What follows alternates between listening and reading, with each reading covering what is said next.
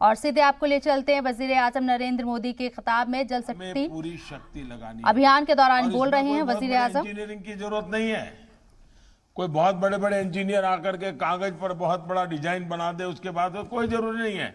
गांव के लोगों को ये चीजें मालूम है, वो बड़ी आसानी से कर लेंगे, कोई कराने वाला चाहिए बस। और इसमें टेक्नोलॉजी का जितना ज्यादा से ज्यादा इस्तेमाल किया जाए उतना ही बेहतर होगा।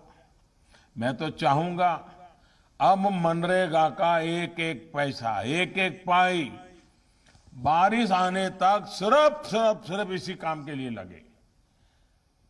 पानी से संबंधित जो भी तैयारियां करनी है, मनरेगा का पैसा अब कहीं और नहीं जाना चाहिए। और मैं चाहूंगा इस कैंपेन को सफल बनाने में सभी देशवासियों का सहयोग आवश्यक है।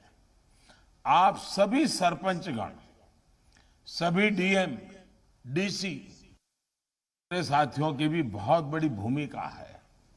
मुझे बताया गया है कि आज इसके लिए विशेष ग्राम सभाएं भी आयोजित की गई हैं और जल शपथ भी दिलाई जा रही है। ये जल शपथ जन जन का संकल्प भी बनना चाहिए, जन जन का स्वभाव भी बनना चाहिए।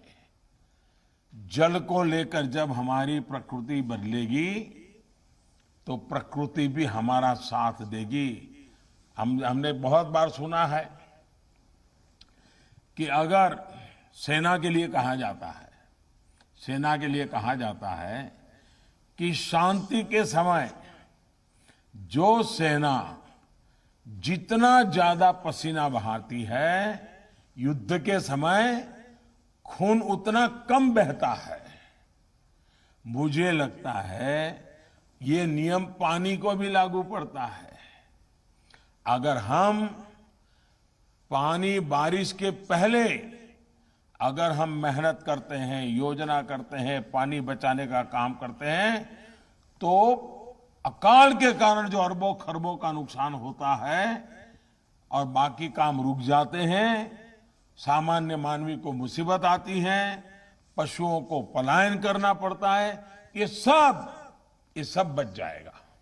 इसलिए जैसे युद्ध में शांति के समय पसीना बहाना एक मंत्र है, वैसे ही जीवन बचाने के लिए वर्षा के पहले जितनी ज्यादा मेहनत करेंगे उतना उपकारक होगा। भाइयों और बहनों, वर्षा जल से संरक्षण के साथ ही हमारे देश में नदी जल के प्रबंधन पर भी दशकों से चर्चा होती रही है। हमने देखा है कई जगह पे डैम बने हैं, लेकिन डिसिल्टिंग ही नहीं हुआ है। अगर हम थोड़ा डिसिल्टिंग करें, उसमें जरा जो इंजीनियर है उनके मार्गदर्शन में करना चाहिए, तो भी पानी ज्यादा रुकेगा तो ज्यादा दिन चलेगा। और इसलिए उसी प्रकार से हमारी नदियां, हमारे कैनाल, ये सारी चीजें हैं, बस करने की जरूरत है। देश को पानी के संकट से बचाने के लिए इस दिशा में अब तेजी से कार्य करना हम सबकी जिम्मेवारी है। केन बेतवा लिंक प्रोजेक्ट भी इसी विजन का हिस्सा है। मैं मध्य प्रदेश और उत्तर प्रदेश, वहां के दोनों मुख्यमंत्री, दोनों सरकारें और दोनों राज्य की जनता, आज मैं उनको जितनी बधाई दूं उतनी कम है।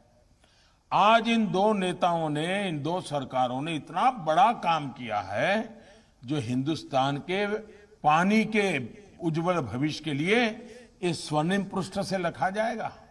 ये मामूली काम नहीं है। ये सिर्फ एक कागज पे उन्होंने साइन नहीं किया है, इन्होंने बुंदेलखंड की भाग्य रेखा को आज ये नया रंग रूप दिया है। बुंदेलखंड की भाग्य रेखा बदलने का काम किया है। और इसलिए ये दोनों मुख्यमंत्री, उन दोनों राज्य की सरकारें, उन दोनों राज्य की जनता बहुत अभिनंदन के अधिकारी है। लेकिन मेरे बुंदेलखंड के भाइयों, आपकी भी जिम्मेवारी है। इस काम में इतना जुटिए कि केन बेटवा का काम हमारे आंखों के सामने पूरा हो जाए, और पानी हमें दिखाई देने लगे, हमारे खेत हरे भरे लगने लगे। आइए मिलकर के करें हम। इस प्रोजेक्ट से जिन जिलों की लाखों लोगों को, किसानों को पानी तो मिलेगा ही, इससे बिजली भी पैदा होगी, यानी प्यास भी बुझेगी और प्रगति भी होगी। भाइयों और बहनों, जब प्रयास भगीरथ जितने बड़े हो तो हर लक्ष्य प्राप्त होता ही है। और आज हम देश में जल जीवन मिशन में भी ऐसा ही होते देख रहे हैं। सिर्फ 1.5 साल पहले हमारे देश में 19 करोड़ ग्रामीण परिवारों में सिर्फ 3.5 करोड़ परिवारों के घर नल से जल आता था। मुझे खुशी है कि जल जीवन मिशन शुरू होने के बाद इतने कम समय में ही लगभग 4 करोड़ नए परिवारों को नल का कनेक्शन मिल चुका है। इस मिशन की भी सबसे बड़ी खासियत ये है कि इसके मूल में जन भागीदारी है, लोकल गवर्नेंस का मॉडल है। और मैं तो कहूंगा, और मेरा ये अनुभव से मैं कहता हूं, ये जल जीवन मिशन में जितनी ज्यादा मात्रा में बहनें आगे आएगी, जितनी ज्यादा मात्रा में बहनें इस जिम्मेवारियों को लेगी, आप देखिए पानी का मूल्य माताएं बहनें जितना समझती है ना, वो और कोई नहीं समझ सकता है। माताओं बहनों को पता होता है अगर पानी कम है तो घर में कितनी मुसीबतें झेलनी पड़ती है। अगर उस मां के हाथ में पानी की व्यवस्था देंगे, उस बहन के हाथ में पानी की व्यवस्था देखें, आप देखिए ये माताएं बहनें ऐसा परिवर्तन ला करके देती, ऐसा परिवर्तन ला करके देगी जो शायद हम सोच भी नहीं सकते हैं। आप सभी पंचायती राज के साथी भली भांति जानते हैं कि इस पूरे प्रोग्राम को गांव ही संभाल रहे हैं, गांव ही चला रहे हैं। विशेषकर मैंने पहले कहा उसी प्रकार से हमारी महिलाओं के नेतृत्व में इसको आगे बढ़ाइए। आप देखिए परिणाम मिलना शुरू हो जाएगा। मुझे खुशी है कि स्कूल हो, आंगनवाड़ी हो, आश्रमशालाएं हो, हेल्थ एंड वेलनेस सेंटर हो, कम्युनिटी सेंटर हो, ऐसे स्थानों पर प्राथमिकता के आधार पर नल से जल पहुंचाया जा रहा है। साथियों, जल जीवन मिशन का एक और पहलू है जिसकी चर्चा कम ही होती है। हमारे यहाँ आर्सेनिक और दूसरे प्रदूषणों से पानी जो कुछ प्रकार के एलिमेंट युक्त होता है, केमिकल युक्त होता है, ये बहुत बड़ी समस्या है। दूषित पानी के कारण बहुत तरह की बीमारियां लोगों का जीवन तबाह कर देती है। उसमें भी हड्डियों की बीमारी जीना मुश्किल कर देती है। इन बीमारियों को अगर हम रोक पाए तो अनेक जीवन बचा पाएंगे। इसके लिए पानी की टेस्टिंग भी उतनी ही जरूरी है। लेकिन अगर वर्षा का पानी बहुत बड़ी मात्रा में बचाएंगे तो बाकी जो ताकत है वो कम हो जाएगी। आजादी के बाद पहली बार पानी की टेस्टिंग को लेकर किसी सरकार द्वारा इतनी गंभीरता से काम किया जा रहा है। और मुझे इस बात की भी खुशी है कि पानी की टेस्टिंग के इस अभियान में हमारे गांव में रहने वाली बहनों बेटियों को जोड़ा जा रहा है। कोरोना काल के दौरान ही 4.5 लाख से ज्यादा महिलाओं को वाटर टेस्टिंग की ट्रेनिंग दी जा चुकी है। हर गांव में कम से कम 5 महिलाओं को पानी टेस्ट करने के लिए ट्रेन किया गया जा रहा है। वाटर गवर्नेंस में हमारी बहनों बेटियों की भूमिका को जितना अधिक प्रोत्साहित किया जाएगा उतना ही बेहतर नतीजे मिलना तय है। मुझे विश्वास है कि जन भागीदारी से, जन सामर्थ्य से हम देश के जल को बचाएंगे और देश के कल को हम फिर से एक बार उज्जवल बनाएंगे। मेरा एक बार फिर देश के सभी नौजवानों को सभी माताओं बहनों को, सभी बच्चों को, लोकल बॉडीज को, सामाजिक संस्थाओं को, सरकार के विभागों, सभी राज्य सरकारों से आग्रह है कि जल शक्ति अभियान को सफल बनाने के लिए हम सब एक संकल्प लेकर के आगे बढ़े। आने वाले 100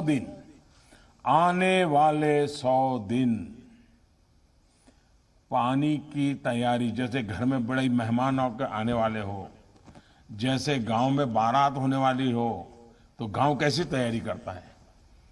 महीने भर पहले से तैयारियां शुरू हो जाती है, बारात आने वाली। ये बारिश आने के लिए पूरे गांव में ऐसी तैयारी होनी चाहिए। भाई बारिश आने वाली है, चलो भाई पानी बचाना है। ये एक प्रकार का उमंग, उत्साह ये शुरू हो जाना चाहिए। आप देखिए, एक बूंद बाहर नहीं जाएगा। और दूसरा, जब पानी आता है तो फिर दुरुपयोग करने की आदत भी बन जाती है। मेरा आग्रह है, पानी बचाना जितना जरूरी है, उतना ही पानी विवेक बुद्धि से उपयोग करना भी जरूरी है। इसको हमें कभी नहीं भूलना चाहिए। मैं फिर एक बार आज विश्व जल दिवस पर, वर्ल्ड वाटर डे पर, पानी को लेकर के इस जागरूकता अभियान को, और जिन सरपंचों ने, जिन्होंने धरती पे काम किया है, जिन नौजवानों ने धरती पर पानी के लिए अपना मिशन बनाया है, ऐसे अनेकों लोग हैं। आज तो मुझे 5 लोगों से बात करने का मौका मिला, लेकिन हिंदुस्तान के कोने कोने में ऐसे लोग हैं। ऐसी सारी शक्तियों को नमन करते हुए आइए हम पानी के लिए प्रयास करें, पानी को बचाने के लिए हम सफल हो, और पानी हमारे धरती को पानीदार बनाए, पानी हमारे जीवन को पानीदार बनाए, पानी हमारी अर्थव्यवस्था को पानीदार बनाए। हम एक ऊर्जा से भरा हुआ राष्ट्र बन के आगे बढ़े। इसी एक कल्पना के साथ आप सबका बहुत बहुत धन्यवाद।